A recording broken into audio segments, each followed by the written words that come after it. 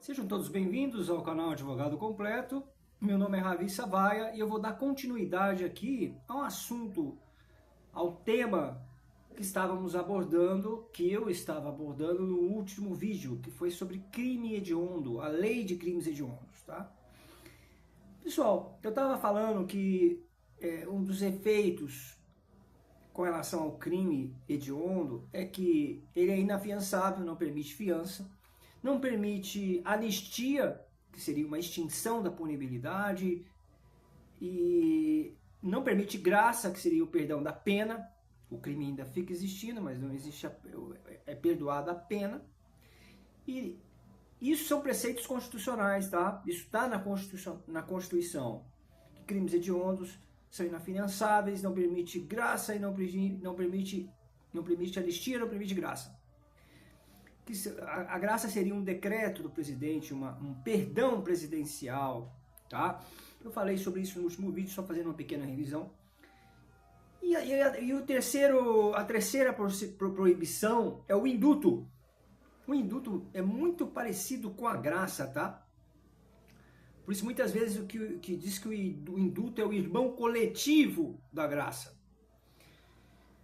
A diferença principal é quando o presidente perdoou uma determinada pessoa individualmente, uma pessoa, é graça. Quando há um perdão para um bando de canalhas políticos, a gente chama de indulto, tá?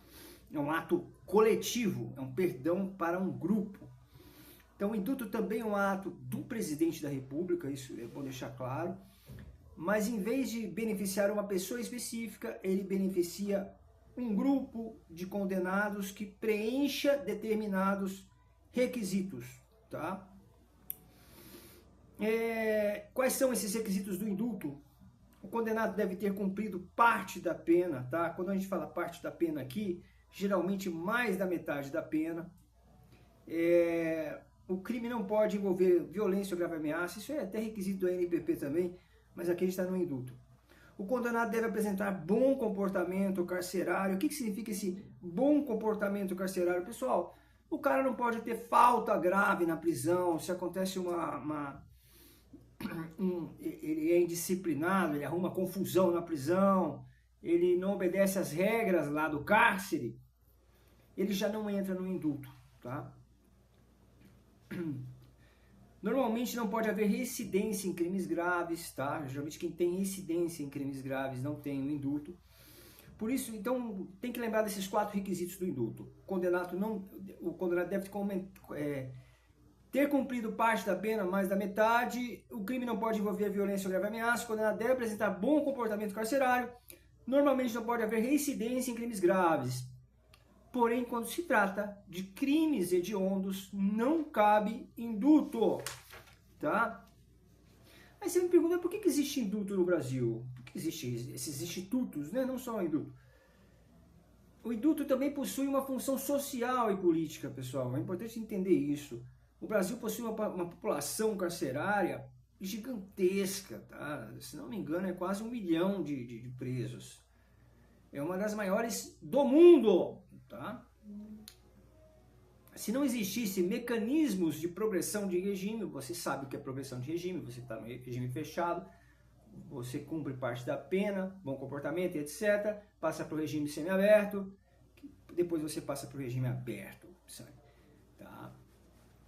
Se não existisse o livramento condicional e o indulto e a progressão de regime em si, o sistema prisional poderia ficar superlotado. Já está, né? Já tem superlotação no Brasil. Porém, ia ficar mais que superlotado. Assim, o indulto funciona também como um instrumento de política criminal, de gestão de sistema penitenciário. Perfeito? Porém, crimes hediondos não podem receber indulto. Já falei sobre os efeitos, né? A anistia extingue a punibilidade, é como se apagasse o crime, através de um decreto presidencial também. O indulto, o efeito do indulto e da graça apagam a pena, tá? Pode extinguir multa também, se tiver. O crime continua existindo. Vou dar um exemplo aqui. Aquele bando de canalha corruptos, né? Políticos corruptos de um determinado caso. Eles recebem um indulto presidencial. Apaga pena, eles são liberados, etc, tá? Extingue multa, apaga a pena, porém o crime de corrupção deles continua existindo. A condenação ali continua registrada, é diferente da anistia, que apaga tudo, tá? Outras consequências do crime hediondo, a gente está falando de consequências, não entrou ainda na discussão do indulto, que eu vou entrar ainda, tá? Tem duas correntes. Quando a gente fala de crime de hediondo, ele vai afetar as regras da execução da pena, tá?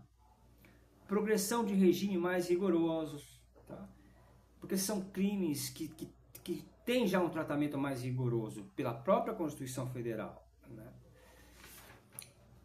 Restrições de benefícios penais, maior reprovação jurídica, tá? Existe muita confusão quando a gente fala daquela saidinha, né? Não mudando de assunto, mas com um assunto que tem correlação com esse, não indo tanto para o campo acessório. Popularmente, algumas pessoas chamam saída do Dia das Mães, saída de Natal, mas juridicamente esses nomes são populares e criados talvez pela mídia, porque o nome correto é saída temporária, tá bom? Ela permite que presos em um regime semiaberto, por exemplo, saiam temporariamente para o convívio social. Porque se fosse sair do Dia das Mães, você pega a Suzana von Richthofen, ela é o quê? Visitar o túmulo da mãe dela? É meio bizarro esses nomes. É saída temporária, tá? Porque acaba criando discussões na sociedade desnecessárias. Tipo, fala, porra, saída do Dia das Mães, Suzana von Richthofen matou a mãe, foi a mandante, né? Vai lá visitar o túmulo. Piadas nesse sentido, não. Ela recebeu esse benefício porque ela cumpriu os requisitos lá referente à saída temporária e recebe. Visitar a família, estudar, participar de atividades externas. Porque a saída temporária tem esse viés de trazer o preso para ressocialização, tá bom? Isso é um benefício, pessoal. Ah, mas isso é uma putaria, uma saca. Isso está previsto na LEP, na Lei de Execução Penal, tá? Mediante regras específicas, obviamente, tá bom? A Constituição Federal estabelece que os crimes hediondos são insuscetíveis de graça e anistia. Isso está previsto no artigo 5º. Aqui a gente vai entrar numa discussão. Artigo 5º, 53.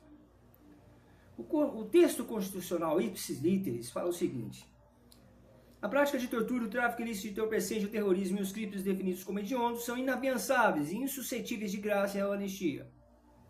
Aí surge um debate jurídico aqui. Por quê? Primeira corrente vai falar o seguinte: a Constituição falou de anistia e graça, ela não falou de indulto.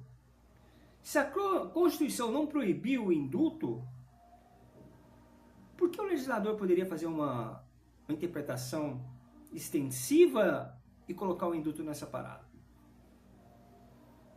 Porque a lei de... Essa é a primeira corrente, tá, pessoal? A lei de crimes hediondos, a 8.072 de 90, proibiu não apenas anistia e graça, a lei de crimes hediondos proibiu o indulto também. Só que aí, essa primeira corrente fala assim: a lei de crimes hediondos foi criada por determinação constitucional. Olha a sacada. Mas o legislador não pode ampliar as proibições além do que está na Constituição. Se a Constituição proibiu apenas anistia e graça, então não caberia o legislador ordinário acrescentar a proibição do indulto. Não cabe. Essa é a primeira corrente. Majoritária? Não. Ela é minoritária. Porque a majoritária vai falar o seguinte: o direito de graça e o direito do indulto possuem fundamentos constitucionais, pois são prerrogativas do presidente da República. Perfeito até aí. Só que a proibição do indulto é constitucional. Ela não é inconstitucional como está falando a primeira corrente. Mas qual é o argumento que a segunda corrente usa para falar que o indulto, a proibição do indulto é constitucional? O argumento é o seguinte: a graça e o indulto são institutos jurídicos semelhantes. No direito, quando você usa a palavra semelhante, você pode falar são institutos análogos. que possui benefícios análogos. A diferença é o seguinte, a graça é um benefício individual, o indulto é um benefício coletivo. Perfeito? Ou seja, a graça, o presidente perdoa apenas uma pessoa específica. No indulto, o presidente perdoa um bando de canalhas. Perfeito? Que preenche determinados requisitos. Assim, a interpretação dominante é a seguinte: se a Constituição proíbe a graça, o perdão individual, então também está proibido o indulto, que é o perdão coletivo. A lógica é simples. Se o presidente não pode perdoar a pena de uma pessoa específica, também não pode perdoar a pena de um grupo de pessoas indeterminadas. Portanto, quando a Constituição proíbe a graça, ela implicitamente está proibindo o indulto. Por quê? Porque tanto a graça quanto o indulto são institutos jurídicos semelhantes, que possuem benefícios análogos, um é de caráter individual, outro é de caráter coletivo. Portanto, se a Constituição proíbe a graça, que é o perdão individual, então está proibido o indulto, que é o perdão coletivo. Essa é a posição que prevalece no entendimento dos tribunais, tá? Então, tem duas correntes aí que ficou bem explicado aqui, né? Então fica entendido aí, tá, pessoal? STF e STJ entende que nos crimes hediondos não são permitidos anistia, graça, indulto e comutação da pena, que seria um indulto, ou seja, qualquer forma de perdão, redução de pena é proibido nesses crimes. Seria um indulto parcial, quando a gente fala de comutação da pena. Comutar significa reduzir a pena. Por exemplo, Carlos foi condenado por latrocínio, que é um crime hediondo. O presidente da República poderia reduzir a pena dele por meio de um decreto? Não, porque é crime hediondo. Seria uma comutação da pena. Por isso a comutação da pena funciona como uma espécie de indulto parcial. Então, quando a gente fala de crimes hediondos, são crimes inafiançáveis, crimes que não permitem o perdão do presidente na forma de anistia, que extingue a punibilidade, na forma de graça, que extingue a pena, por um ato individual de uma determinada pessoa, e nem de um grupo indeterminado, que seria um perdão coletivo, por um decreto do presidente, e nem a comutação da pena, que seria a redução da pena, que seria uma forma de indulto parcial. Toda essa lógica, todos esses institutos que eu estou explicando aqui detalhadamente, não é permitido para quem comete um crime hediondo.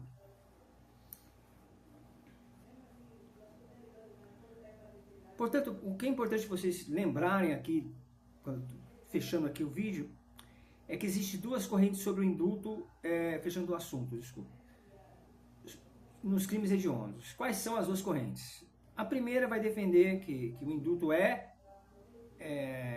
que a proibição do indulto é inconstitucional, porque a Constituição proibiu apenas graça e anistia. A segunda corrente, defendida pelo STF e pelo STJ, entende que a proibição é constitucional, porque graça e indulto são institutos semelhantes, possuem benefícios análogos.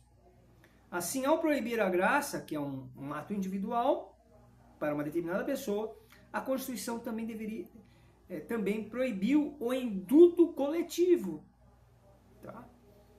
Além de que é um ato coletivo. Se o ato individual é proibido com uma pessoa determinada, obviamente, por analogia, para várias pessoas indeterminadas também é proibido.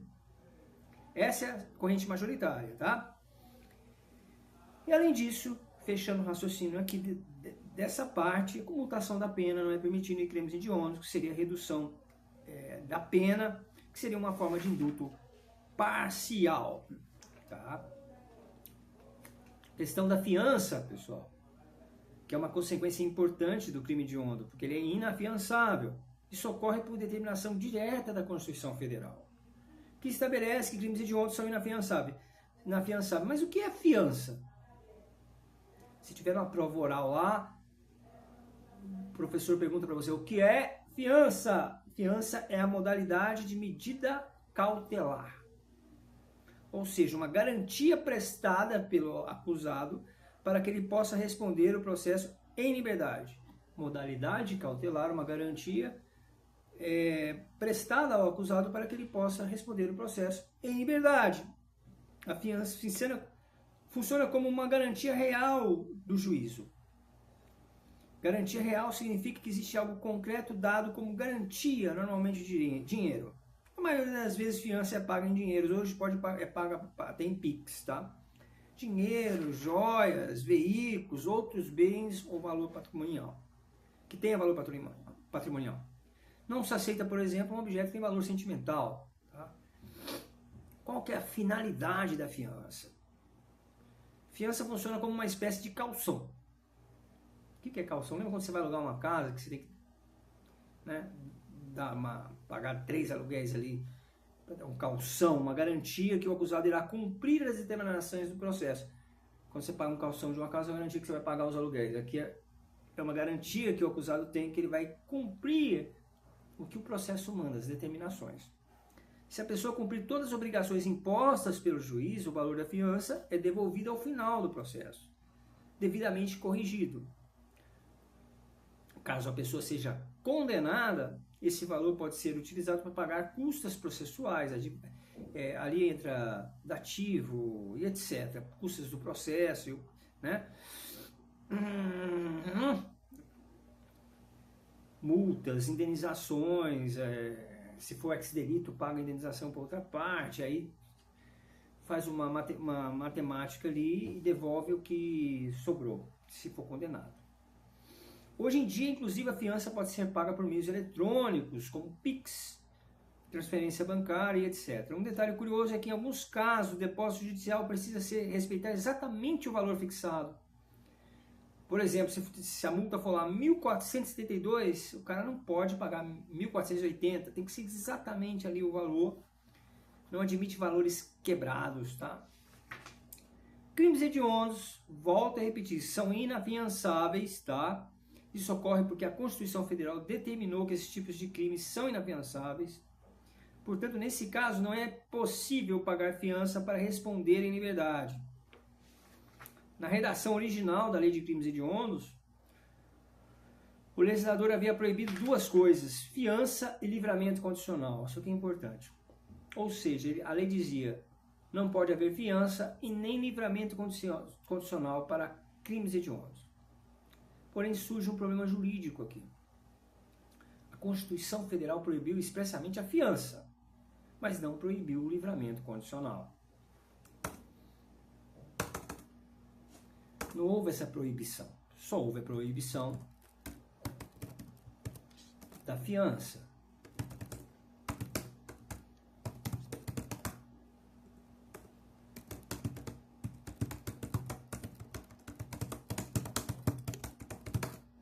Perfeito? Diante disso, o STF passou a entender que a proibição do livramento condicional era inconstitucional, foi o entendimento do STF, porque o legislador ordinário não pode criar uma restrição que a Constituição não determinou. Preste atenção, o legislador ordinário não pode criar uma restrição que a Constituição não determinou. Esse entendimento foi reconhecido pelo STF por meio de controle de constitucionalidade incidental. Tá?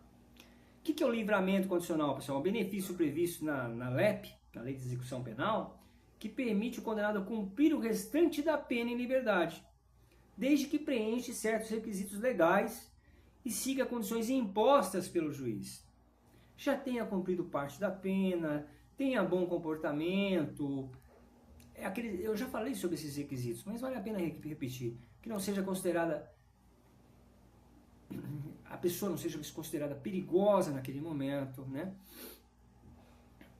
Mas preste atenção, a pessoa vai continuar sendo monitorada. Tá? Reforma da Lei de Crimes Hediondos. Posteriormente, a Lei 11.464 de 2007 reformou a Lei de Crimes Hediondos, isso foi em 2007. Retirou a proibição do livramento condicional. Hoje não tem, mas tinha. Como teve o entendimento do STF que a Constituição proibiu fiança, mas não proibiu o livramento condicional, e não cabe ao legislador ordinário restringir o que a Constituição não determinou, em 2007 houve como é que reformulada? Reformou a lei de crimes hediondos e retirou o livramento condicional. A fiança continua proibida, tá? Porque a Constituição determina isso. O livramento condicional é permitido, desde que o condenado cumpra os requisitos legais.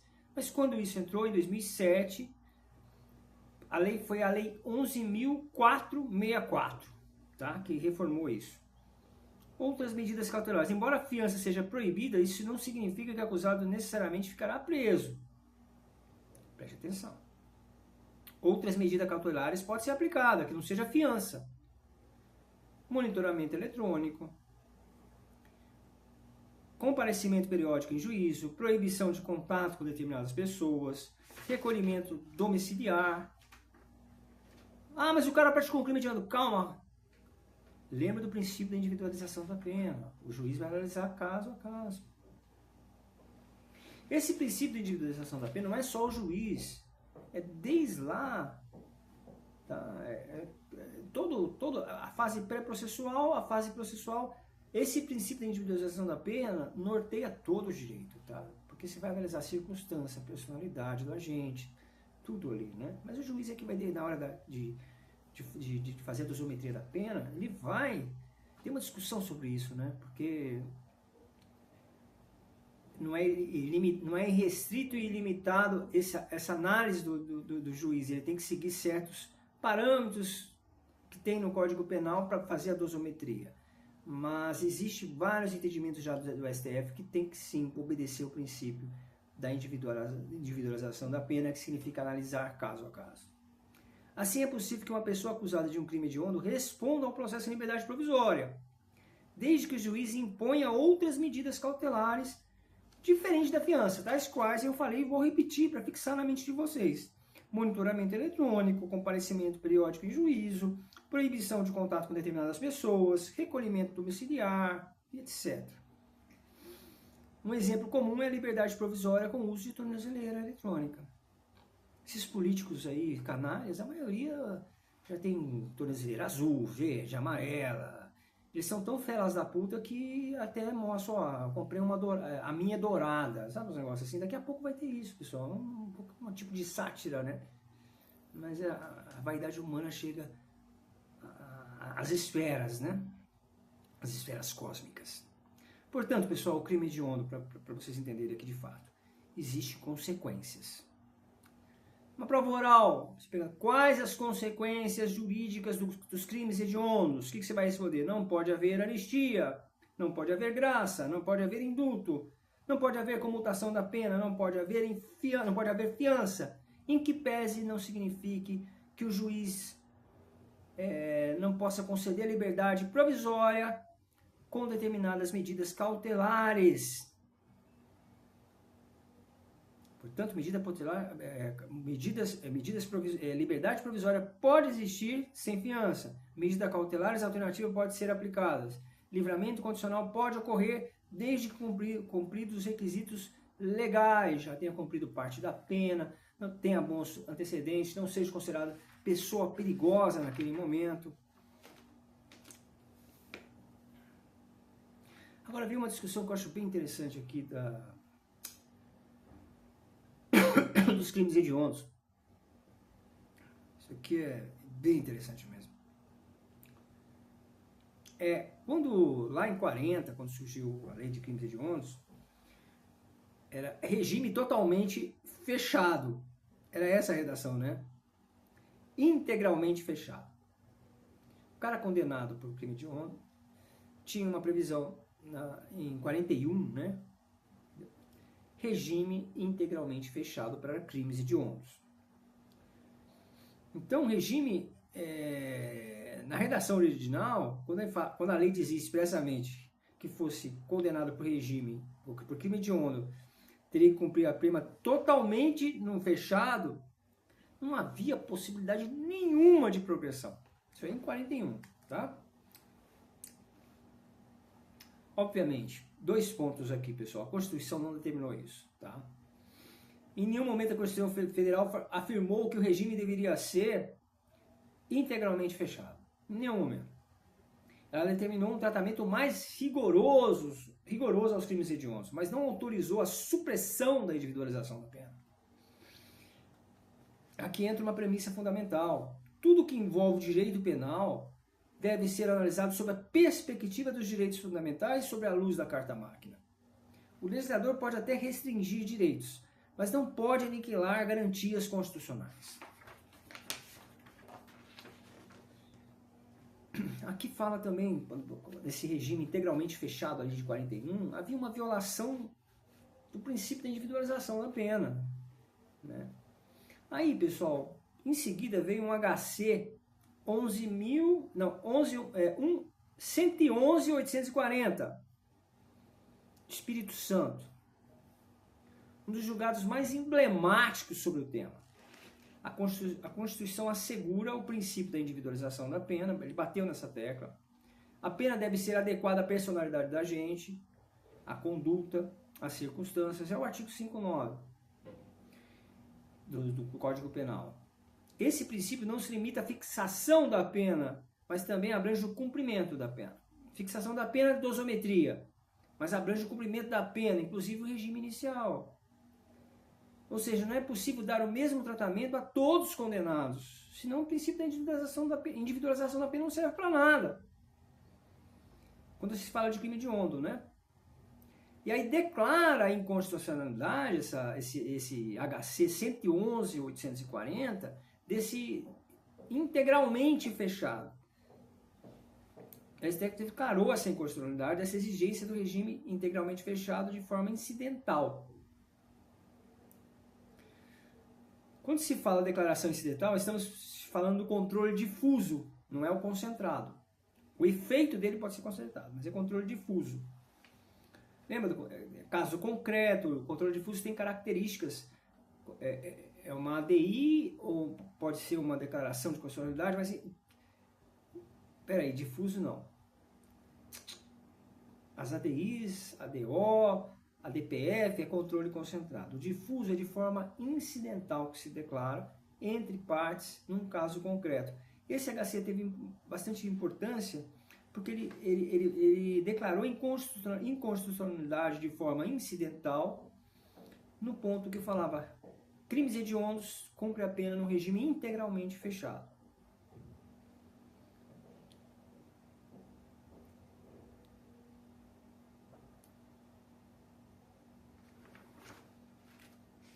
Após esse cenário veio a Lei 11.464 de 2007, que alterou a Lei de Crimes Hediondos.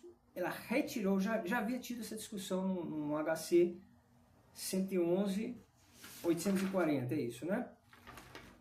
Aí veio a Lei 11.464, que falou, não vai ser integralmente fechado. Mudou para regime inicialmente fechado. Mudou para isso. O condenado começa no regime fechado, mas pode haver progressão de pena, que não existia antes. Era integralmente fechado para crimes hediondos. Com a lei de 2007, 11.464, mudou de integralmente para inicialmente fechado. Mas o STF voltou a discutir o tema. E em decisões recentes em habeas corpus, passou a entender que também é inconstitucional impor automaticamente o regime inicialmente fechado. Por quê? O que o STF bateu? Porque o regime inicialmente fechado também porque o regime inicial também faz parte da individualização da pena. O juiz precisa analisar caso a caso. A lei não pode estabelecer uma presunção absoluta. Se a lei impõe automaticamente, inicialmente, regime fechado, ela impede o juiz de individualizar. Isso que até o inicialmente fechado foi debatido no STF em recentes decisões através de habeas corpus, que, como assim inicialmente fechado? Vocês estão tirando o poder de juiz de analisar o caso concreto? A lei não pode estabelecer uma presunção absoluta. Foi essa a argumentação. Se a lei impõe automaticamente, inicialmente fechado, ela impede o juiz de individualizar a pena caso a caso.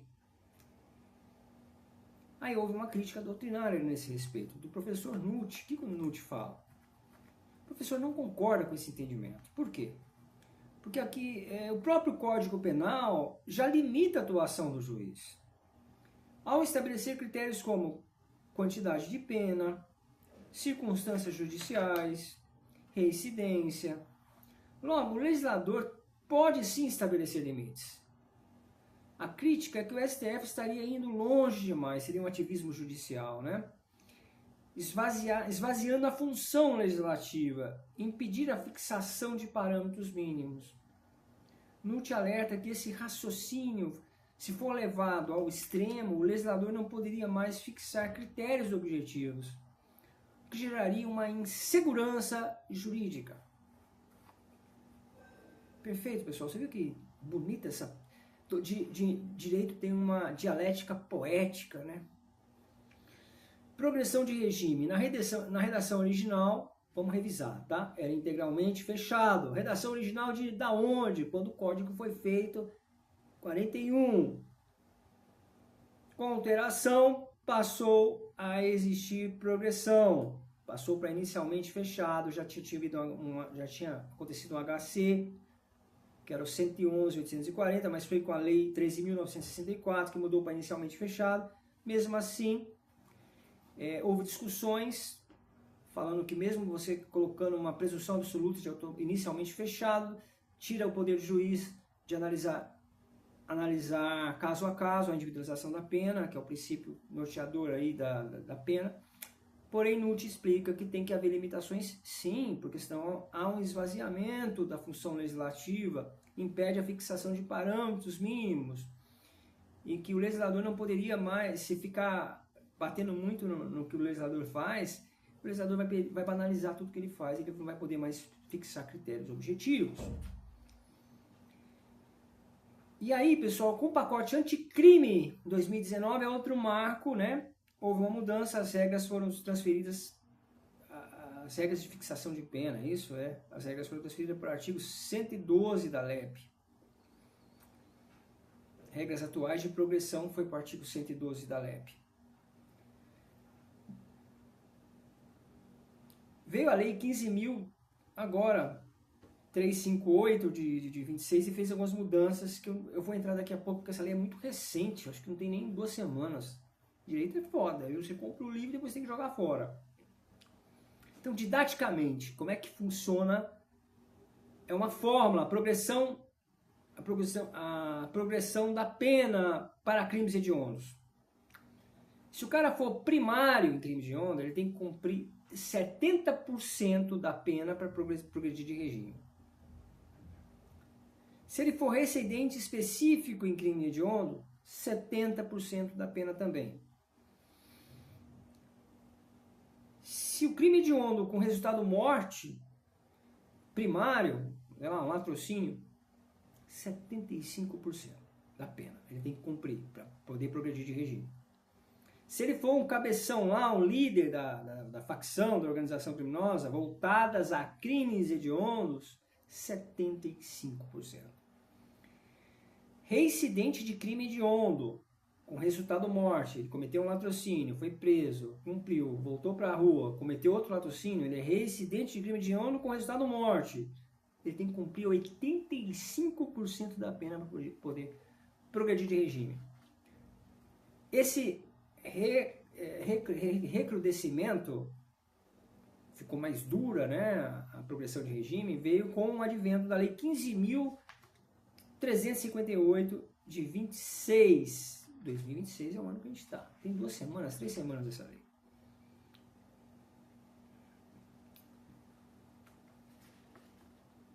Prisão temporária para crimes hediondos.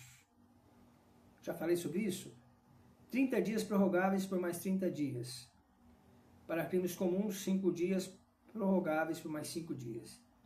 Trata de prisão cautelar, com prazo legal, de natureza excepcional e investigativa. Fechamento, pessoal, importante para a prova oral. A lei ainda prevê regime inicialmente fechado, mas o STF tem decisões difusas, incidentalmente, afastando essa imposição automática, que é criticado pelo professor NUT.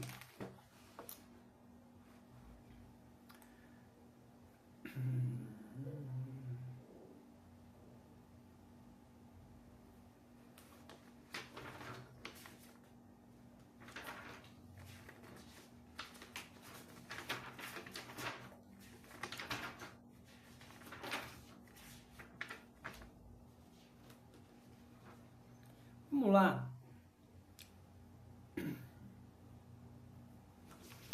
Vamos falar dos crimes consumados e tentados. Já falei sobre isso. Hediondo pode ser consumado e tentado. Vai ser hediondo, tá? Não importa se o crime é consumado ou tentado, será tido como hediondo da mesma forma. Isso decorre da própria lógica da lei de crimes hediondos, que não faz distinção entre consumação e tentativa para fins de classificação. Lembrando que, quando você fala de crimes hediondos, não existe esse tipo penal. Ele é uma classificação que tem um rol taxativo na lei de crimes hediondos, na 8.072 de 90, assim como ele tem na Constituição Federal. Tá? Primeiro inciso, homicídio. Homicídio simples, quando praticado em atividade típica de grupo de extermínio, ainda que praticado por um só agente. É uma redação engraçada, né? Homicídio simples, quando praticado em atividade típica de grupo de extermínio, ainda que praticado por um só agente. Como é que, se é um grupo de extermínio, como é que pode ser praticada por um só agente? Ou seja, mesmo que apenas um agente pratique o crime, se estiver inserido em contexto de grupo de extermínio, aí responde, né? Será considerado hediondo. Se é de grupo de extermínio, há em regra um motivo torpe, uma lógica de eliminação sistêmica, o que se aproxima essa conduta de maior reprovabilidade. Né? Homicídio qualificado, todos são hediondos, tá? Na redação da lei de crimes hediondos, original, o homicídio não era considerado hediondo. Isso gerava uma situação bem bizarra na época, né? Para crimes extremamente graves ficava fora do rol. Quando o homicídio passou a ser hediondo? Com a lei 8.930, de 94, a lei Daniela Pérez, né, que foi a luta daquela mãe lá. A Glória Pérez, a lei alterou a lei de crimes hediondos para incluir homicídio no rol. Homicídio qualificado e homicídio simples praticado por grupo de extermínio, ainda que seja por um só agente.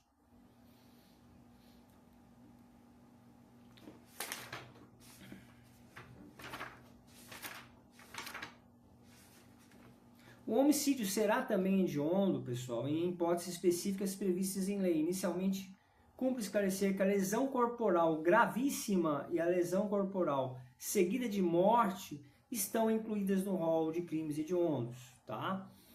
Enquanto a lesão leve e a lesão grave jamais serão consideradas hediondas. Assim, o legislador restringiu a incidência apenas nas formas mais severas de ofensa à integridade física, com resultado extremamente grave. O homicídio também será hediondo quando praticado em duas hipóteses. Quando cometido contra autoridades ou agentes descritos no artigo 142 e 144 da Constituição Federal, que abrange as Forças Armadas, Forças de Segurança Públicas, Polícia Federal, Civil, Militar, Rodoviária, Penal, integrantes das da Força Nacional, membros do sistema prisional, membros como agentes penitenciários, agentes de segurança. A proteção se estende ainda aos parentes até terceiro grau desses agentes, desde que o crime seja praticado em razão da função exercida pela vítima. Ou seja, não basta ser parente, é necessário que a motivação do crime esteja vinculada à atividade funcional do agente público. Quando a gente está falando aqui de crime contra a integridade da Força Nacional, membros do sistema prisional, bem como outros agentes de segurança pública. Também será hediondo o homicídio quando praticado contra membros do Poder Judiciário, Ministério Público, Defensoria Pública ou oficiais da Justiça. 4. Poder Judiciário, MP, Defensoria Pública e oficiais de Justiça, desde que o crime ocorra no exercício da função ou em razão dela. Isso é importante, isso é uma pegadinha. Desde que o crime será hediondo, desde que o crime ocorra no exercício da função ou em razão dela. Tem que ter um vínculo com a função, senão não é hediondo. Pode ser hediondo por outro motivo, um motivo torpe, meio cruel, que é homicídio qualificado. Feminicídio, que é um homicídio praticado contra a mulher por razões da condição de sexo feminino, também é crime hediondo, em qualquer de suas formas, seja simples ou qualificado, dada a gravidade da violência do gênero. Roubo. Crime hediondo em hipótese específica. O roubo será considerado hediondo em 3 hipóteses. Preste atenção, pessoal. O roubo será crime hediondo em 3 hipóteses. Quais as hipóteses o crime hediondo?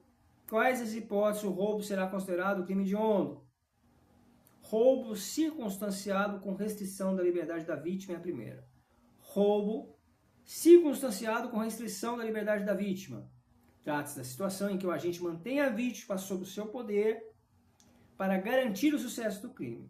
É o famoso sequestro relâmpago, que na verdade é um roubo circunstanciado com restrição da liberdade da vítima. Quando a restrição da liberdade é meio para execução do roubo, permanece sendo roubo qualificado. Quando a restrição da liberdade se prolonga com a finalidade autônoma, pode ser caracterizado outro crime. O roubo circunstanciado pelo emprego de arma de fogo, abrangendo qualquer tipo, arma de uso permitido, restrito ou proibido, o legislador não faz distinção aí, todas essas espécies é crime hediondo, tá? Arma de fogo, de uso restrito, permitido ou proibido. Terceiro tipo de roubo, roubo qualificado pelo resultado, quando a lesão corporal grave ou morte. Nessa última hipótese, temos chamado latrocínio. Ainda que esse nome não esteja expressamente previsto no Código, ele foi consagrado pela doutrina, né? Vamos lá, extorsão com restrição da liberdade da vítima. Isso aqui já saímos do roubo já. Quais são os tipos de extorsões que são hediondas? Extorsão com restrição da liberdade da vítima. Será hedionda extorsão quando houver restrição da liberdade da vítima, desde que resulte em lesão corporal grave ou morte. A extorsão tem que extorsão com restrição da liberdade da vítima, desde que resulte em lesão corporal ou morte. Extorsão mediante sequestro. Todas as formas são hediondas, tanto a simples quanto a qualificada, independente do resultado mais grave. Estupro, ou estupro em qualquer das suas modalidades, seja simples ou qualificado, é considerado crime hediondo, dada a sua extrema gravidade. Estupro de vulnerável. Trata-se do tipo penal que envolve vítimas em condições de vulnerabilidade, especialmente menores de 14 anos. A gente teve até um caso de um promotor que namorava e já tinha relações sexuais com a menina de 12 ou 13 anos. Estupro de vulnerável, crime hediondo. Tá? A vulnerabilidade da vítima aqui é presumida de forma absoluta, não se admitindo prova em contrário. Também abrange quem não pode oferecer resistência ou não possui discernimento para o ato. Tá. Epidemia com resultado morte, quando alguém de forma dolosa causa uma epidemia que resulta em morte, o crime será hediondo. Importante, a forma culposa não é hedionda. O cientista está fazendo experimento lá sem querer, ele faz um vírus que mata um monte de gente, mas foi por negligência, imprudência ou imperícia, não foi de forma dolosa, aí não é hediondo. Quando tem um dolo mesmo, o cientista maluco, ele faz lá no laboratório um vírus para foder com a humanidade mesmo, estilo Hitler, aí sim é hediondo. 7b, crime contra a saúde pública. Esse crime hediondo, eu acho bem pesado isso aqui, porque olha só, inclui como hediondo os crimes de falsificação, corrupção, adulteração de produtos terapêuticos ou medicinais. Eu acho pesado para ser hediondo isso aqui, mas em 90, pessoal, teve casos que o pessoal estava adulterando remédio, isso matou muita gente, então o pessoal enxergou como hediondo. Favorecimento da prostituição ou exploração sexual de vulneráveis. A prostituição em si não é crime, tá? Porém, a exploração da prostituição é criminosa. A jurisprudência entende que a exploração exige habitualidade e redução à pessoa ao objeto, tá? Tem que configurar aí violência, coação, abuso, exploração ilícita, tá? Furto com uso de explosivo. O furto será hediondo quando praticado com emprego de explosivo ou artefato análogo. Curiosamente, o roubo com explosivo não foi incluído. Por quê? O legislador esqueceu, né? O 10º crime aqui, induzimento, instigação, auxílio ao suicídio ou automutilação. Será hediondo apenas quando a prática foi por meio de redes de computadores, redes sociais ou lives pelo Instagram, ao vivo, os streams, aí é hediondo. Sequestro ou cárcere privado contra menor de 18 anos. Nessa hipótese específica, o crime é considerado hediondo. 12. Tráfico de pessoas contra criança ou adolescente. Vítimas menor de idade também. Parágrafo único. Crime hediondo previsto em leis especiais, pessoal. Eu citei aqui 12 tipos de crimes, né, hediondos. E aí tem os tipos de crimes hediondos que estão nas leis extravagantes, leis especiais, como genocídio, posse ou porte ilegal de arma de fogo, de uso proibido, uso permitido ou restrito não é hediondo. Comércio ilegal de arma de fogo, mercado interno, tráfico internacional de arma de fogo, organização criminosa voltada à prática de crimes hediondos, isso é até meio óbvio, né? Crimes militares equivalentes aos hediondos, homicídio qualificado militar é hediondo sim, porque é equiparado, tá? Crimes do ECA relacionados à pornografia infantil ou armazenamento de imagens que contenha crianças ou adolescentes, crime hediondo. Próximo vídeo, Estatuto do Desarmamento. Fechamos esse vídeo aqui com 47 minutos.